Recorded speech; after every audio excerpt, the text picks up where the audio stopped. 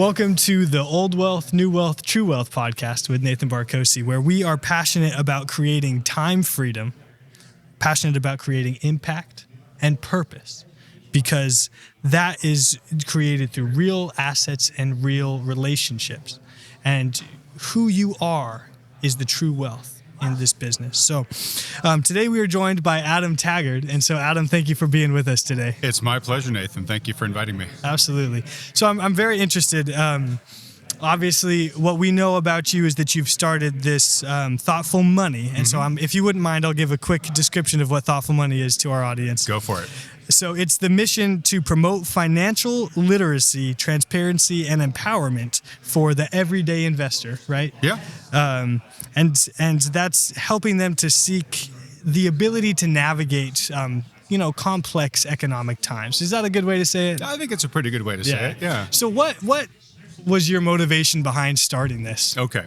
So I was fortunate to have a pretty good education. Went to a good public schooling system. Went to an Ivy League college for undergrad, and then I went and got my MBA at Stanford. And I say this not to boast, but just to show that even sort of with that educational pedigree, not once was I given a practical class on money. Right. Either how it's created or the principles of investing or, hey, one day you're going to likely take out a mortgage and this is how a mortgage works and this is how you should think about it when you go shopping for one. Like most people, I sort of got out of the education system and said, whoa, I don't know if I feel like 100% prepared for the financial responsibilities of adulting.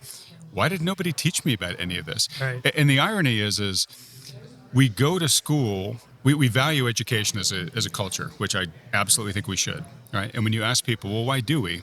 They say, well, because it'll help you get ahead, right? Okay, that makes sense. Okay, so how? What does that really mean to you tangibly? And most people will be like, well, I guess it'll help me make more money, right? It's usually what it comes down to. But it's such an irony that the schooling system actually doesn't teach us about money. Now, my upbringing was I was raised largely by a single mother, and she had not had any financial literacy in her life. And so growing up with her, money was always tight, right? It was always something that there was a lot of stress around. There was never enough. And as I grew up, I watched her make increasingly bad and increasingly desperate decisions around money. And as I stepped into adulthood, I began putting the pieces together and saying, well, that's because she really never had good mentors on this, whether it was the schooling system, whether it was parents that were passing down their knowledge to her, or just good financial mentors. And I realized that, hey, that she's not alone. There's a lot of people that are in that. In fact, the majority of people, I think, are kind of in that boat of just feeling like, look, nobody really fully shared with me the rules of wealth building. So coming out of college, I ended up, a longer story, but the short version of it is I ended up going to one of the investment banking programs on Wall Street right out of undergrad, and got a front row seat into how Wall Street really serves its own interests. Right. And in terms of its priority list, the interest of its clients are like bottom. So I realized, like, there's really nobody looking out for the little guy here. We're not teaching him the rules of the game, and then he's getting predated upon by the system itself when he's out there in the world. So a few years later, I ended up at Yahoo in about 2001, when the internet was still relatively young, and joined working for Yahoo Finance. And for the first time, I said, oh, look, there's a new medium coming out that actually can provide, I think, more valuable, or what I call financially nutritious information to the average investor at very low cost or increasingly free.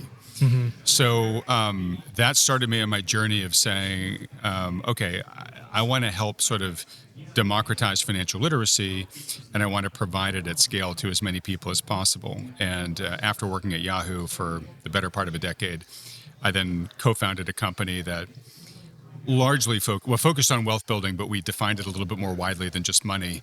And there are a lot of things about true wealth, which maybe we'll talk about. You mentioned that in your intro, right? True wealth isn't money. You got to remember that money is a means to an end.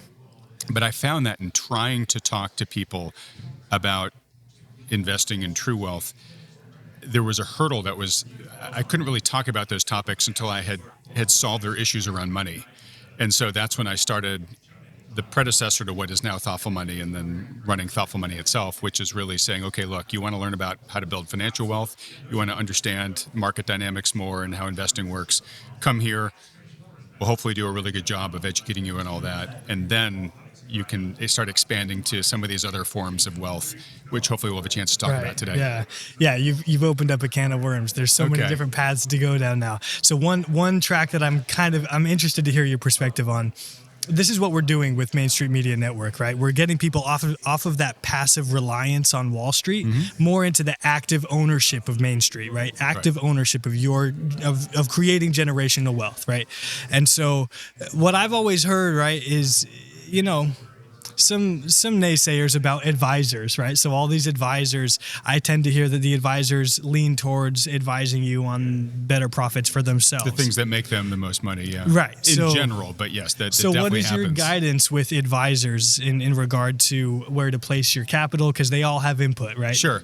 So look, when it comes to wealth building, I mean, really anything, but especially wealth building, I say to play to your natural gifts, your natural strengths. And for some people, it is becoming a really skilled investor and understanding different types of securities and different sectors and monitoring stocks and monitoring what's going on in macro and in the markets and building their own portfolio and managing it and doing all the active management you need to do. But for a lot of people, honestly, that's not their skill set. Right. And they've got real lives.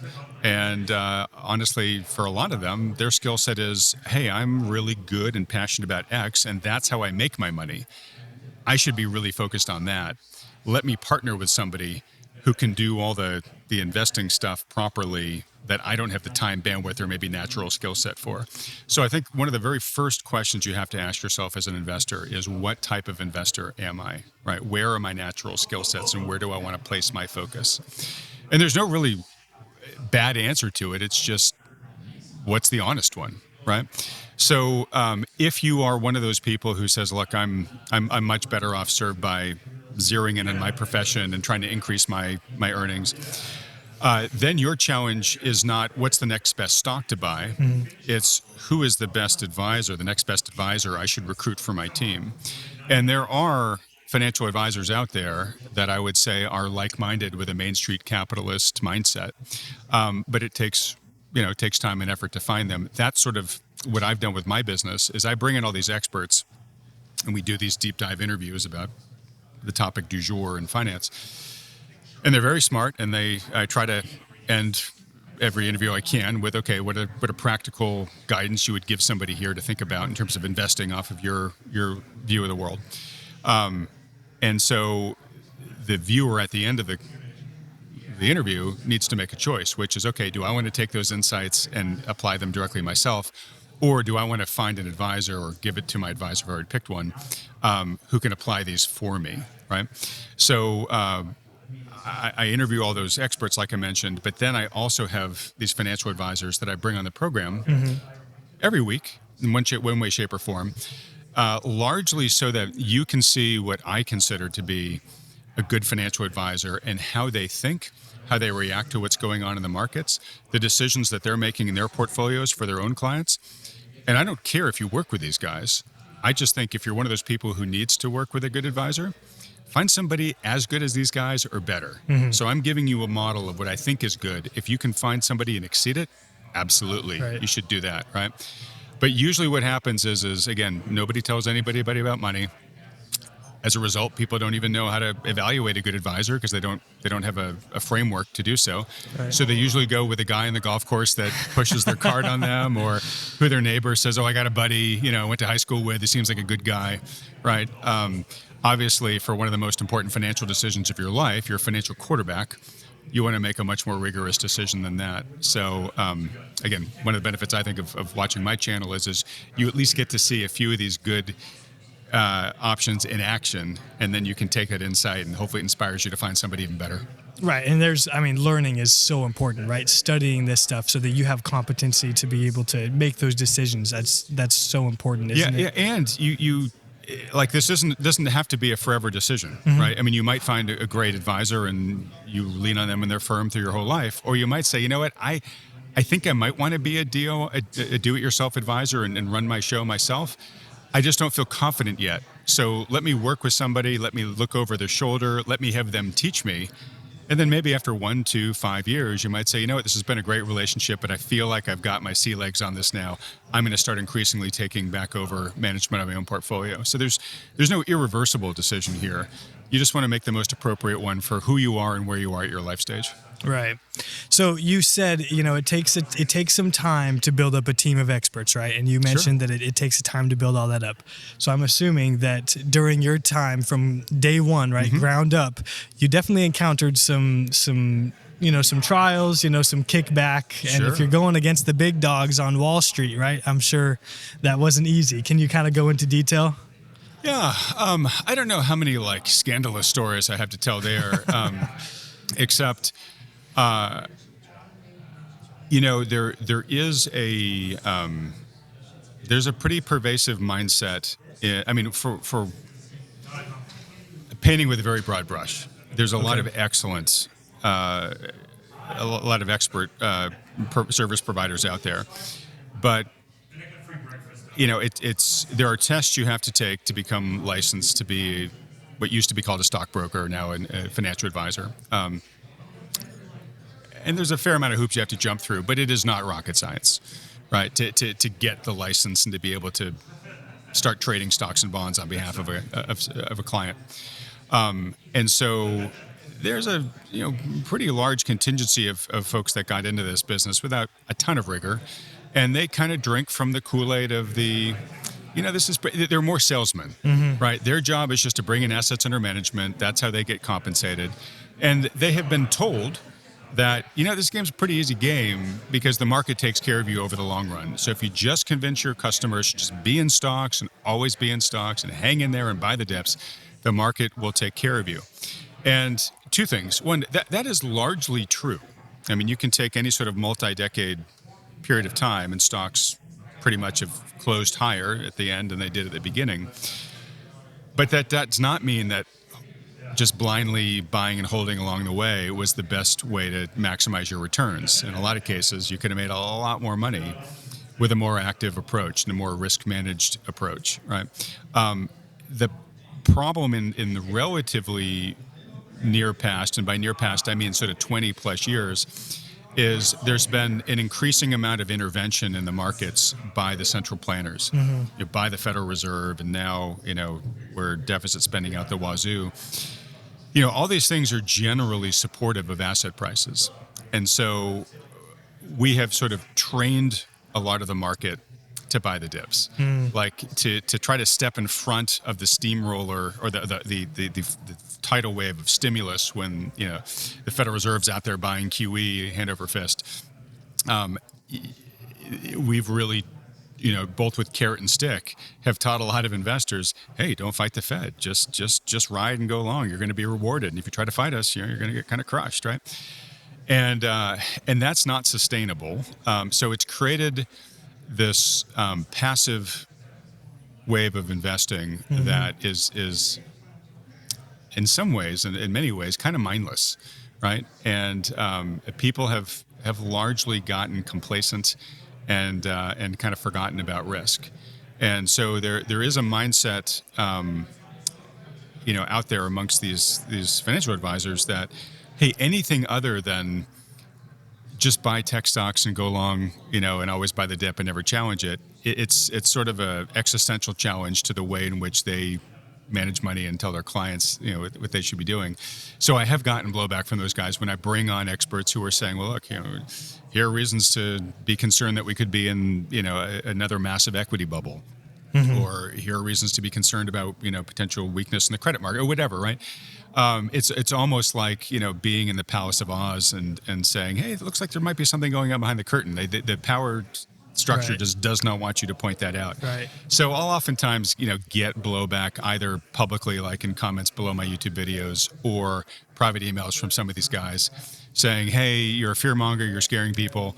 And the sad part is through one lens, you could say, well, these guys are right? Because markets are been pretty much at all-time highs, for much of this year. And as long as the game's going on, it's working for everybody, right? Now, the problem is the minute things start to break down, all of a sudden everybody says, dear God, how could, nobody could have seen this coming. And why are we, why are we caught unawares by all this? So, really what my job is just trying to show people the world as it is and then let them make informed decisions. And to be super clear, well, I do have a lot of people on who are critical thinkers and point out a lot of the risks. I'm not a doomer. I am rooting for capitalism. I am rooting for the financial markets. I'm rooting for them to be higher tomorrow than they are today. I just want it to be a free, fair, and probably most importantly, a sustainable system.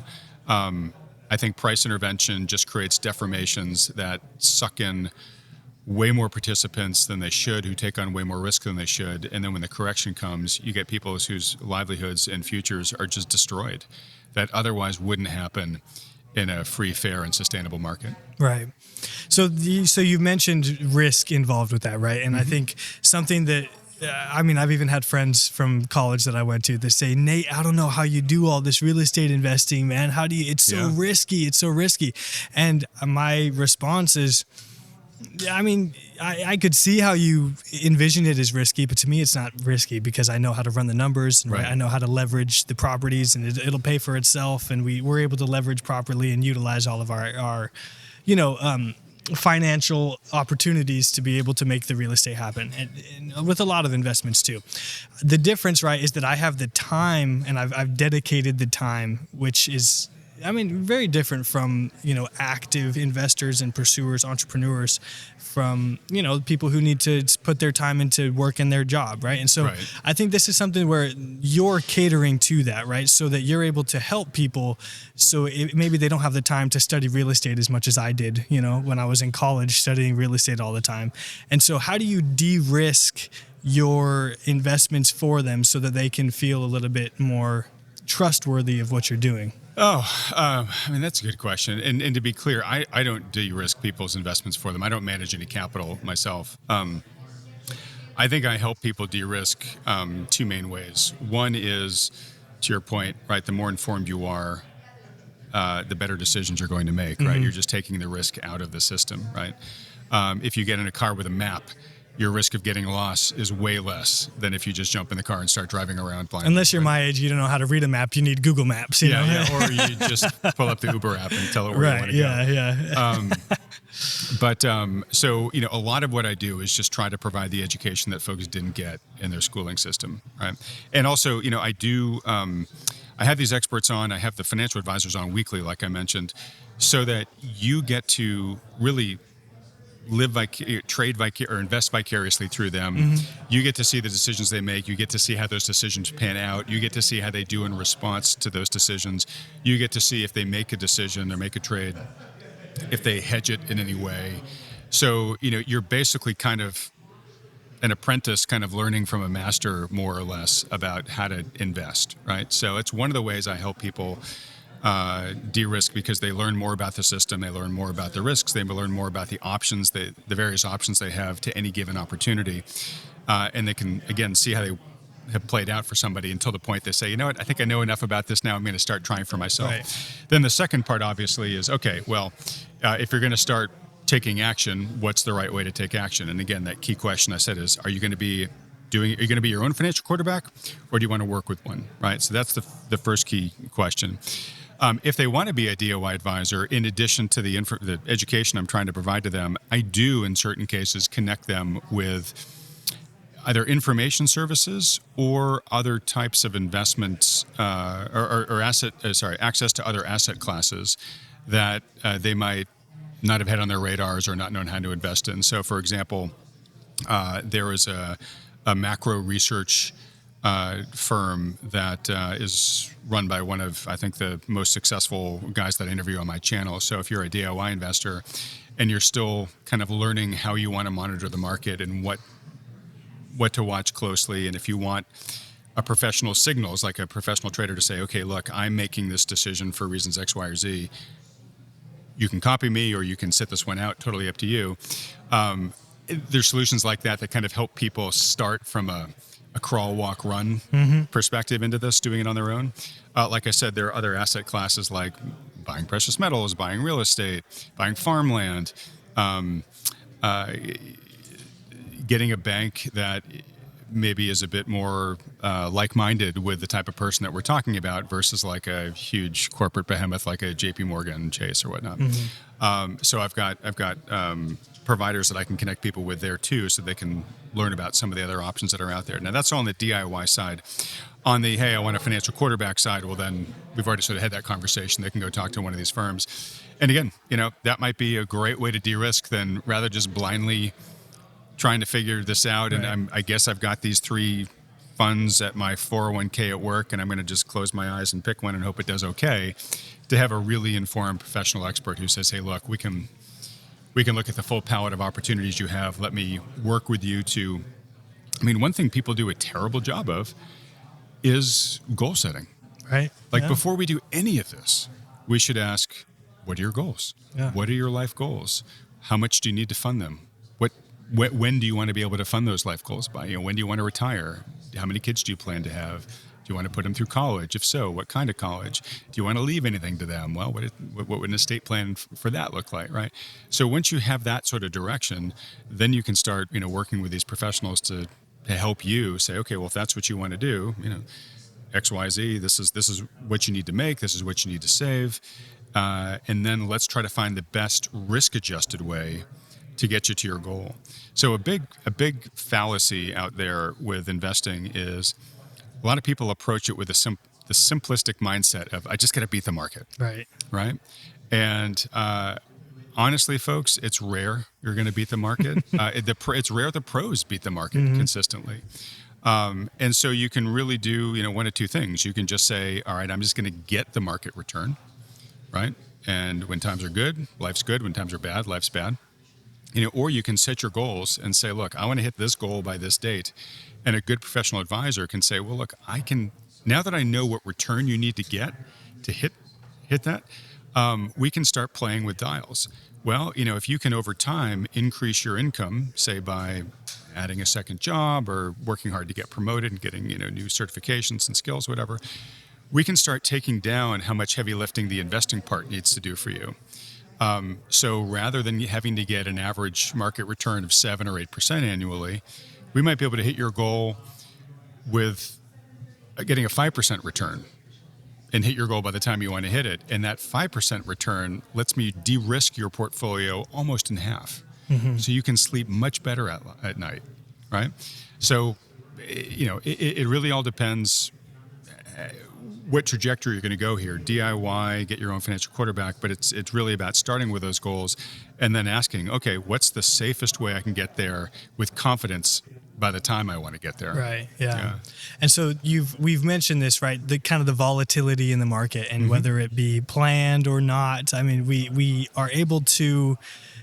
You need to adjust, right? So looking back with real estate crashes, right, with market crashes altogether, what would you say was the biggest crash that you encountered, and how were you able to either prepare for it or pivot from it after it happened? Okay, I'll answer 2.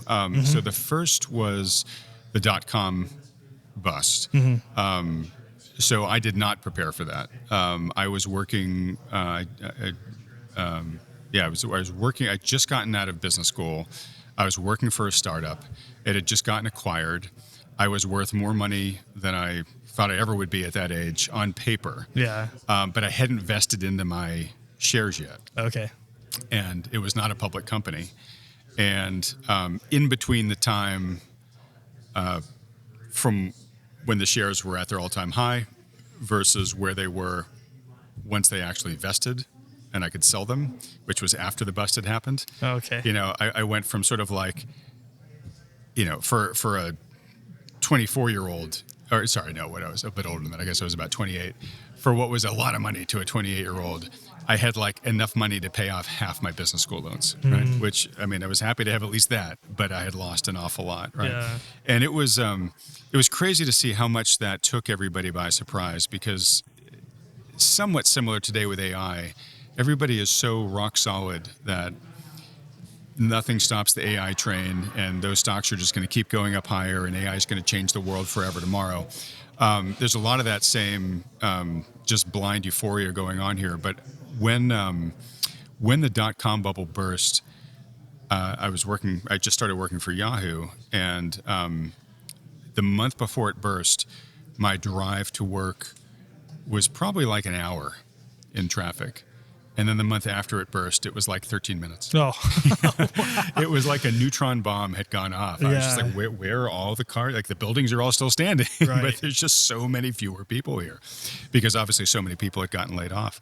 And that was mostly just in the tech sector. It didn't really impact the rest of the economy nearly as much as I think a bursting of the AI bubble would at this point in time. But from that experience, I was, bruised by it, right? And wondering, oh my God, like, this thing blindsided me and everybody else I knew. How do I make sure that doesn't happen again? That sort of planted the seeds for my journey into doing what I do now. And then a few years later, like you, we had started a family. And so we were looking to buy our first house. And I was living in Silicon Valley. And we were going house hunting, and I just spent all this money on an expensive MBA from Stanford, and I could not understand why the most basic starter home in my area, I mean, just a smidge above being a teardown, was $800,000, and I mean, this was in 2003, 2004, and if you wanted it, like, my realtor, twice said to me, look, well, if you want this house, you're going to have to bid $100,000 over asking to even be considered for it, right? Right. So I did that twice, and I got so far outbid, they didn't even invite me to counter. They're just like, nope, we got a big pile of money, we're going to go with that. So I couldn't understand why people were willing to pay so much for a depreciating wooden box. Right. So I started going online, trying to find out what I was missing. Clearly everybody else get this. What am I missing? And I found myself to a small number of names on the internet, definitely a minority opinion, but these were the folks who were saying, housing's in a bubble. Okay. And what was compelling about their argument to me was they were really the only ones using data to make their argument. The other side, which was kind of almost everybody else, was saying, well, housing, there's never been a national housing downturn. Right. It's a new era. Housing's fine. You had Ben Bernanke out there saying, wow, housing's great. So by reading those folks and beginning to understand empirically that we had deviated way beyond historic means, I realized, okay, look, this isn't sustainable, and this is exhibiting all the signs of a bubble. It lasted longer than I thought it would, but of course that's the nature of any bubble as well. And that let me sit out the housing bubble in Silicon Valley. So a ton of people, 2005 through early 2008, were buying in. I was kind of the guy at the cocktail parties. They'd be like, hey, this guy thinks housing's, going to go down at some point. Oh my God, tell us this crazy theory. And then, a year later, after the bubble burst, I had these guys coming back up to me saying, oh my God, we thought you were crazy. You were a genius. And of course I wasn't. I was just parroting what I was reading. But I kind of at the crux, I think that story sort of demonstrates why I ended up founding Thoughtful Money, was because I actually had access to information that presented the world a little bit more clearly. It gave a more total picture of what was going on. It let me make a decision that was very different than what the herd was doing at the time. And I got to sidestep all the housing pain that came out. I largely sidestepped the pain that people experienced in the market when the GFC hit. And I was positioned to deploy capital when things were a lot cheaper, right? And as an investor, that's really kind of the holy grail. That's what you want to do: avoid risk and be advantageously positioned to take advantage of tragedy when it does happen. Right. Yeah. Yeah. Which is, that herd mentality, right? I mean, sometimes you need to veer away from it, right? Yeah. Well, it's powerful. And look, I mean, so much of investing is driven by our emotions, which is another reason why I think the vast majority of people really are better suited working with a financial quarterback, at least for the sort of the stocks and bonds, paper asset parts of their portfolio, is because of our evolutionary wiring. And we oftentimes are driven by our emotions to make the exact worst decision at the exact worst time. And one of the benefits of working with a good, experienced advisor is they can take all that emotion out of the process for you. Right. Which brings us to what you had already mentioned, right, is AI. And I think seeing what's happening now with AI, there's no emotion involved with AI, right? And so we're able to kind of structure investments through AI. If we're able to leverage AI to build your business, if we're able to leverage AI for your investments, I think there's historical data stored in there, right? And so I'm curious what your expertise is with AI and what sort of insight you can give to our audience on that. Sure. I think AI is the real deal. Yeah. I think it's going to be a massive jobs destroyer. Yeah. I do think it'll probably unfold the way that they're saying, which is you're probably not going to lose. Most people probably won't lose their job to AI. They'll lose their job to somebody who knows how to use AI really well and can do the job of 3 or 5 people using it. Eventually, that guy might lose his job to AI. Yeah, right. We'll see. But like all technologies, disruptive technologies, it can be a blessing and a curse. And I think, AI is just another application of what we're talking about. Forewarned, foreinformed is forearmed, right? So if you're knowledgeable about it, if you know how to use it, you can see the opportunities better. You can use it to take advantage of the opportunities. You can be one of the people that comes out on the thriving side of that transformation.